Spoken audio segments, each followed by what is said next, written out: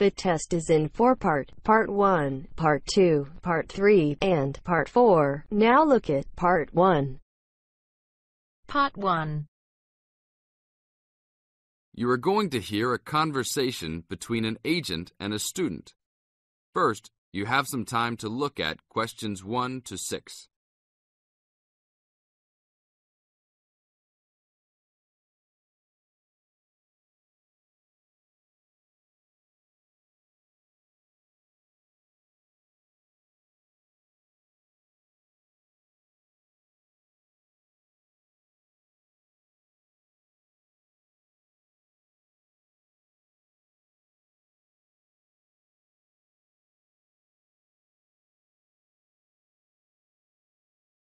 Now listen to the tape and answer the questions.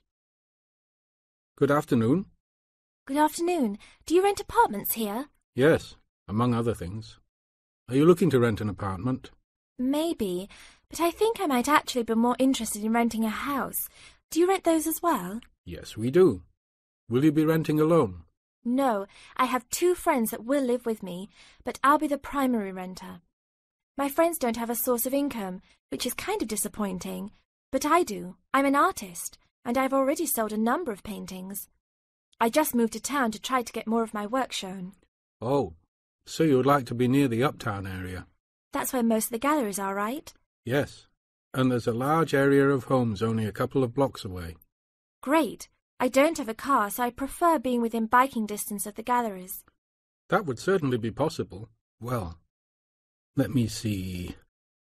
There's a large 4-bedroom house right off Main Street. That sounds good. I'd love to have extra rooms for my paintings. How much is it per month? Around $950. Ouch! That's too much for now. Do you have anything a bit cheaper?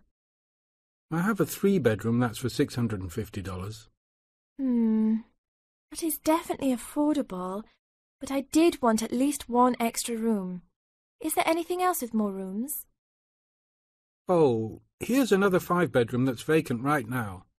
It's further away, about a mile from the gallery area, but they're only asking $800. That's a deal for so much space. Well, a mile isn't so bad. It's only a 5-minute bike ride, and that price is okay. I'd like to see that one. Can you give me the address? Sure. It's on 1566 Honeysuckle, Honeysuckle Drive, Wood Heights.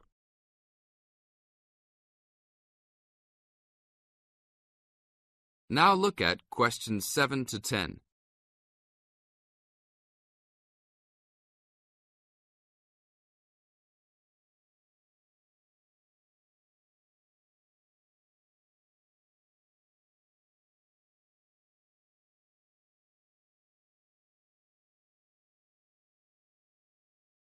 As the talk continues, answer questions 7 to 10. Such a lyrical street name. I like it. Is it furnished? Partially. It has a couch and chairs, a dining table, refrigerator and stove, a wardrobe, a couple of dressers and such, but no beds. Does it have a washer and dryer? It doesn't say here. But why don't you go and take a look? Here's a key. Just bring it back today before 5. We'll do that. An hour or 2 later. Hi, you're back. How did you like it? A lot. But I know why it's listed so low. A couple of windows are broken and they definitely need to be fixed. I'm surprised no one has broken into the house and taken anything. That should be fixed right away. No problem. I'll get a work crew out there today. That should be fixed even if you don't rent it yourselves. Did they have a washer and dryer? No, but I can wash clothes by hand until I find good used ones. There was another thing, though. The tiles in the kitchen floor were broken and lying all over the place. You'd need to put in a new kitchen floor as well. OK, I'll talk about that with the landlord. If you can do those 2 things, then I'll take it as soon as you're ready. That is the end of Part 1. You now have half a minute to check your answers.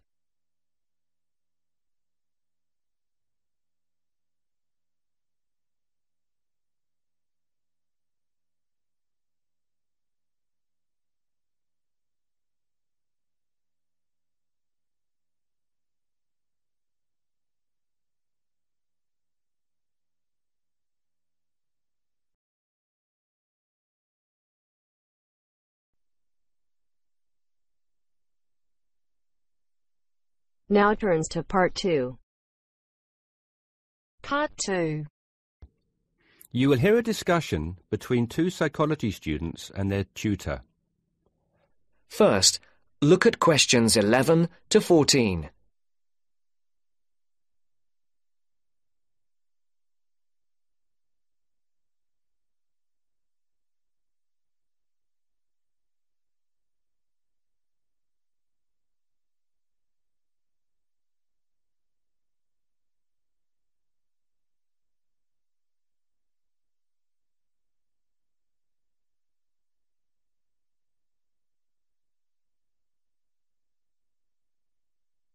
Listen carefully. So, how did you find the lecture yesterday? Reasonably interesting, but he sort of rushed through Maslow's work, which, considering it's been covered before, is fine for everyone else except me, who missed the last lesson. Why don't you fill him in then, Tina? Me? Oh, OK. Well, basically, it's simple enough. We all have certain needs, and what Maslow did was group them into categories. Depending on how successful your life has been or what stage of life you are at, your needs change and you shift from one of Maslow's categories into another. First, there's your basic needs. Physiological needs, the professor said. Is that right? Very good. These needs are pretty obvious. They're our most basic ones. Things every human needs to survive and function, like air, water, food, clothing and shelter. It's not rocket science, this bit.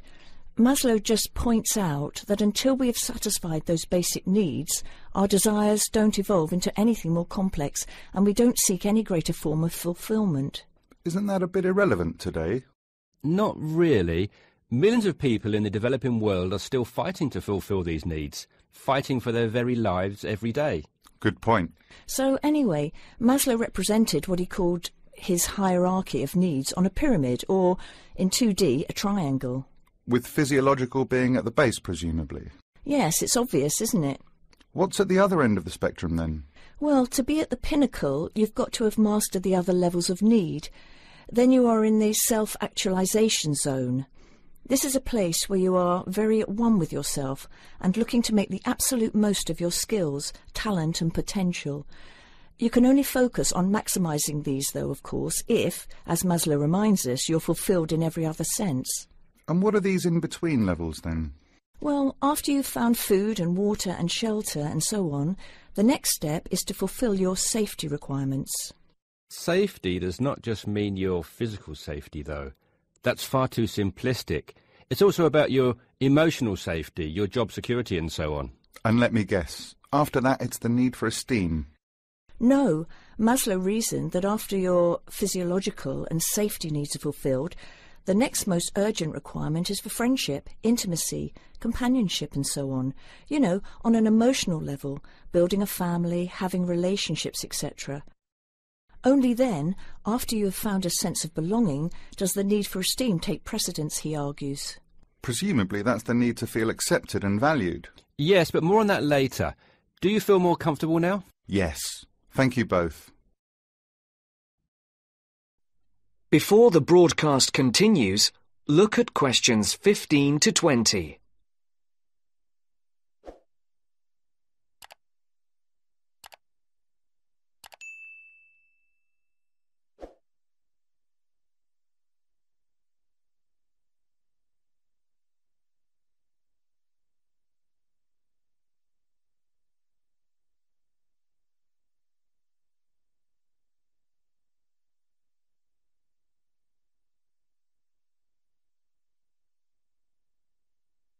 You will now listen to the second part of the talk. OK, now that you are both familiar with Maslow's hierarchy of needs, let's look at a few cases in point. Case 1. Crime boss in the slums of Mumbai. What do you think? Surely very low. Physiological, I'd have said. But he has food and shelter. A shed is hardly shelter. And how is living from hand to mouth every day adequate from a nutritional perspective? Oh, of course. You're right if you look at it objectively. But remember that human psychology is far more complicated than that. When quizzed, this person surprised researchers. First of all, he regarded his shed as adequate shelter and was completely content there. Secondly, he generally felt satisfied with his level of food intake. Thirdly, being the crime boss of the slums, he felt very safe, arguing that no one would ever touch him. He had no self-esteem issues either, since he had the respect of his fellow slum dwellers. It may have been fear, but he perceived it as respect. That is all that matters, and was quite content with who he was. I see. So it's not just about the reality of your situation, but also how you perceive that reality. Exactly. Most people would be very low on the hierarchy in his position, feeling like they wanted and needed much more. He did not. Now, what about case 2? A multi-millionaire rock star. Well, you'd naturally assume he's fulfilled his physiological and safety needs, but when you read on through his profile, look here, he's plagued by paranoia and thinks someone is trying to kill him. On that basis, given his state of mind, he must believe that his safety is compromised. So safety must be his primary concern. Very good. And look here at case 3, a property magnate. Having suffered badly during the recession, his portfolio of properties is in danger of being repossessed. In fact, look, he's in danger of losing everything and being left without even enough to support himself. Wow, so I guess he's gone from very high up right down to the bottom.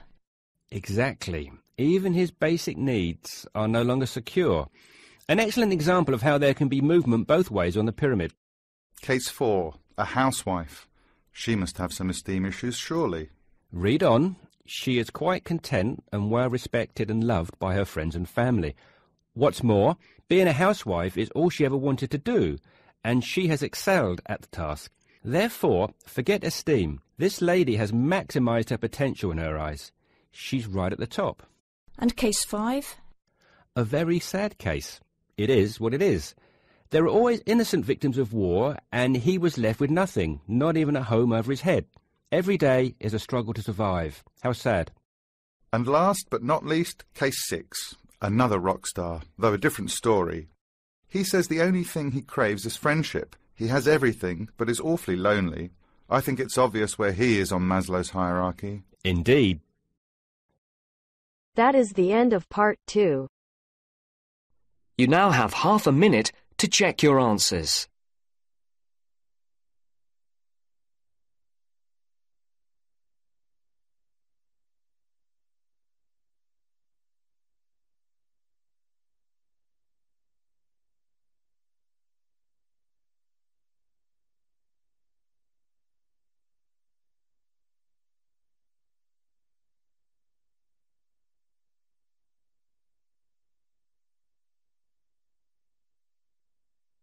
Now turns to part 3.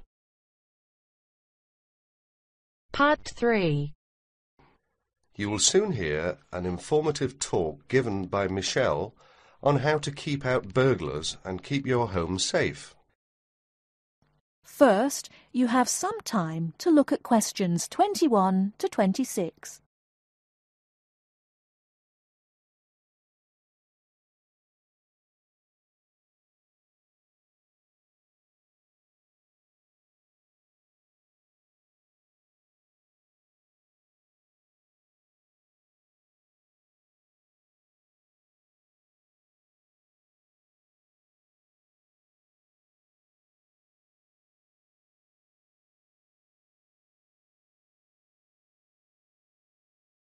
Now listen carefully and answer questions 21 to 26.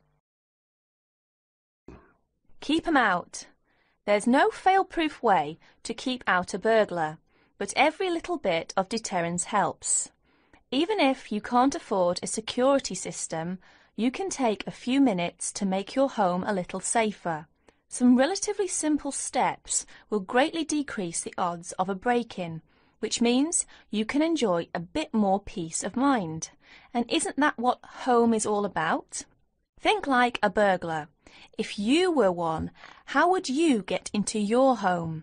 Evaluate your home from the inside and out, night and day. You might even try a mock break-in, trying window jambs and loose locks on your house's perimeter.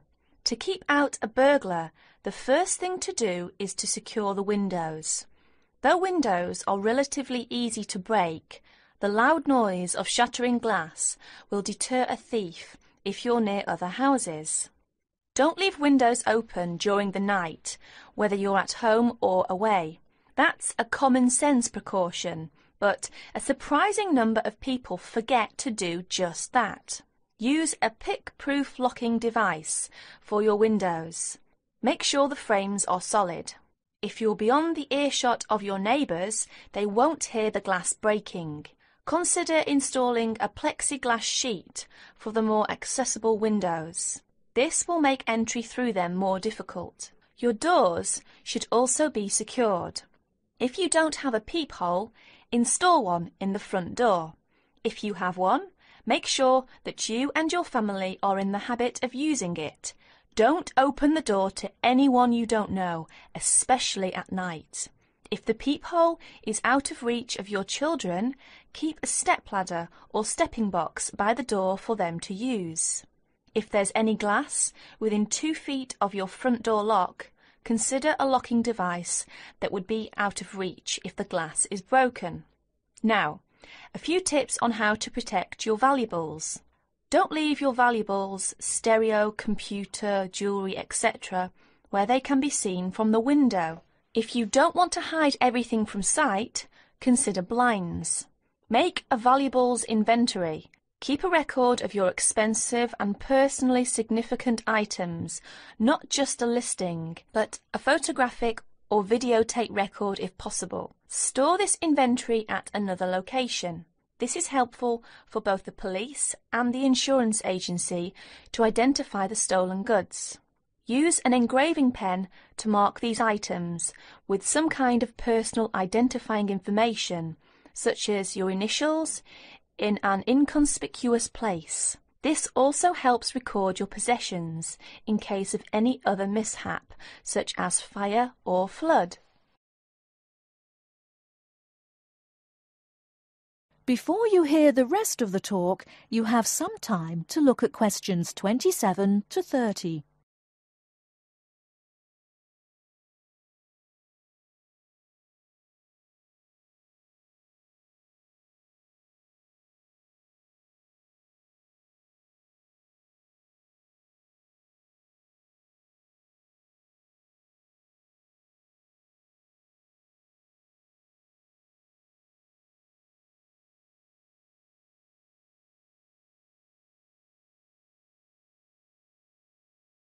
Now listen and answer questions 27 to 30.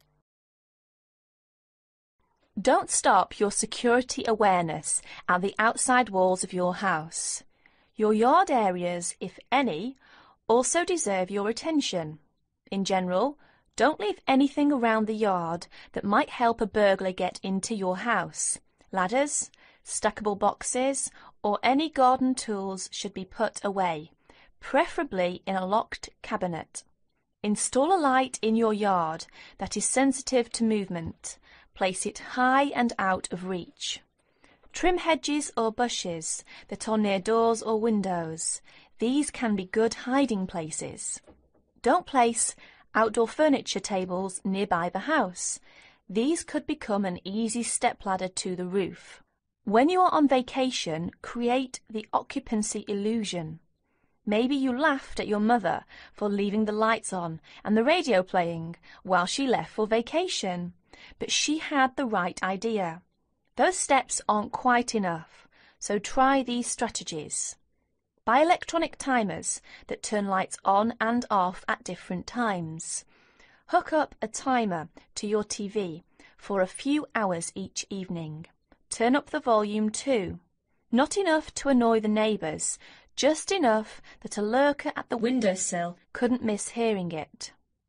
Have your newspaper and mail delivery suspended.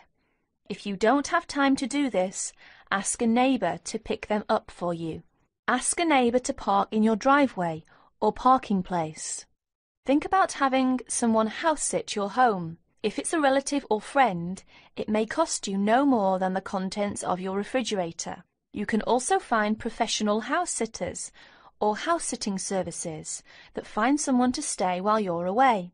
Leave your shades as they are normally, or at least don't close up every one. One sign of a vacant house is closed shades during the day. Lock your garage door with a padlock.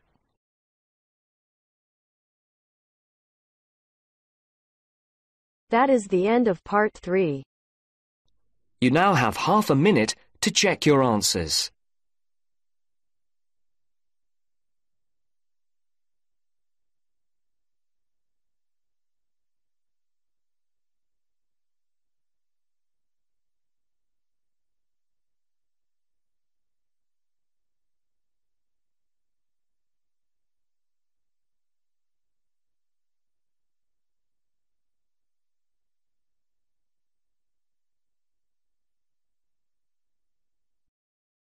Now turns to part 4.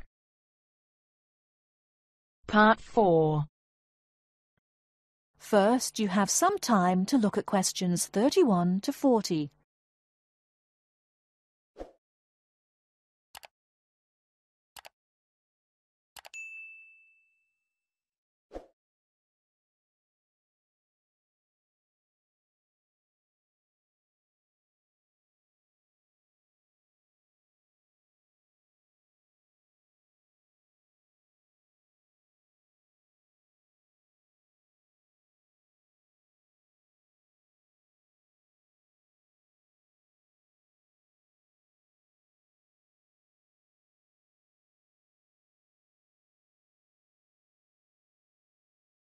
Now, listen carefully and answer questions 31 to 40.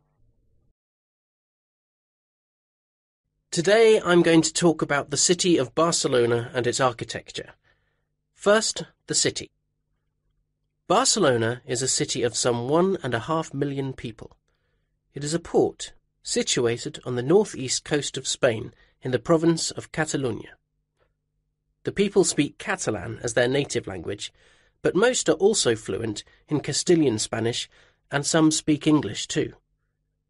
The city centre is surrounded by a ring road which encloses a grid with 2 major roads running diagonally across it.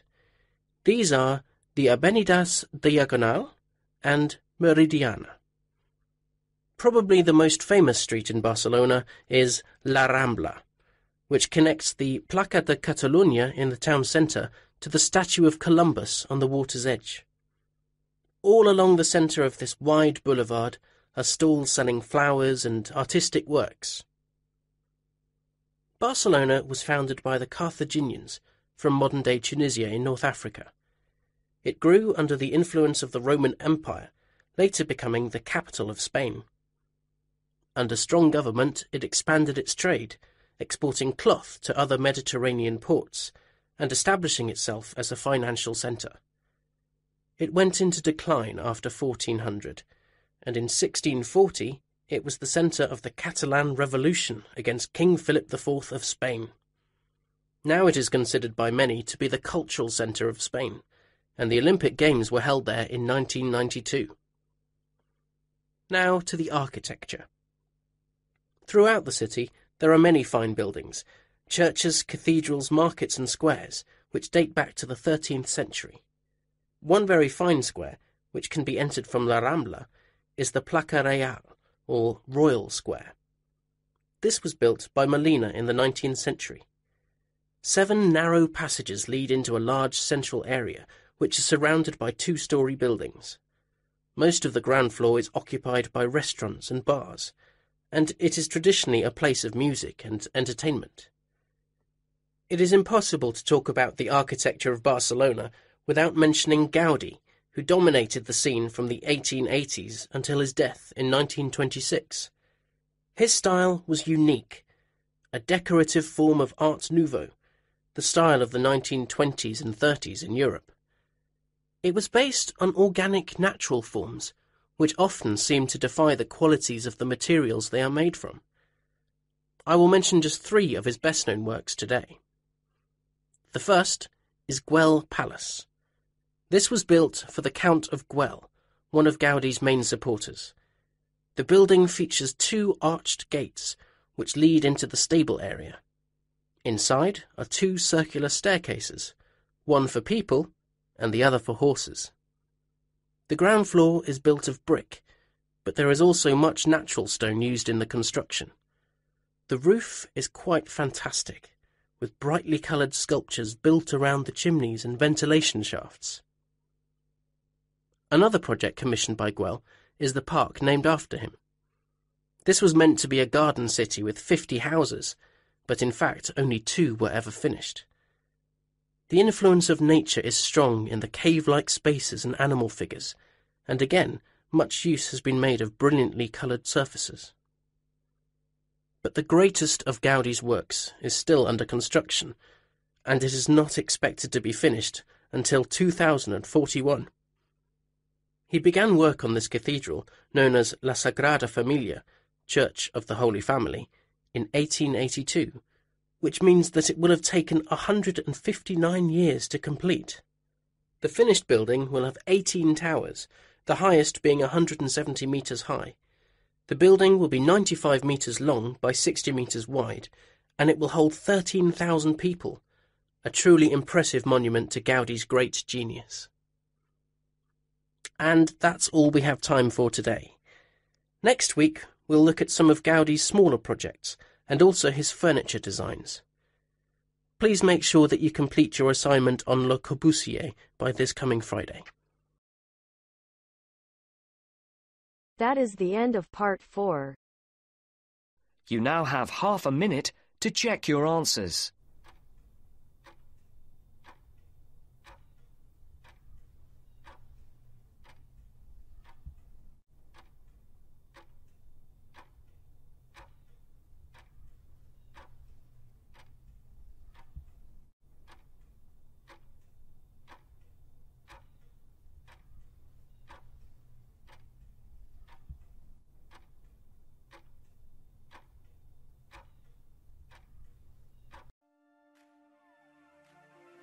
That is the end of the listening test. In the IELTS test, you will now have 10 minutes to transfer your answers to the answer sheet.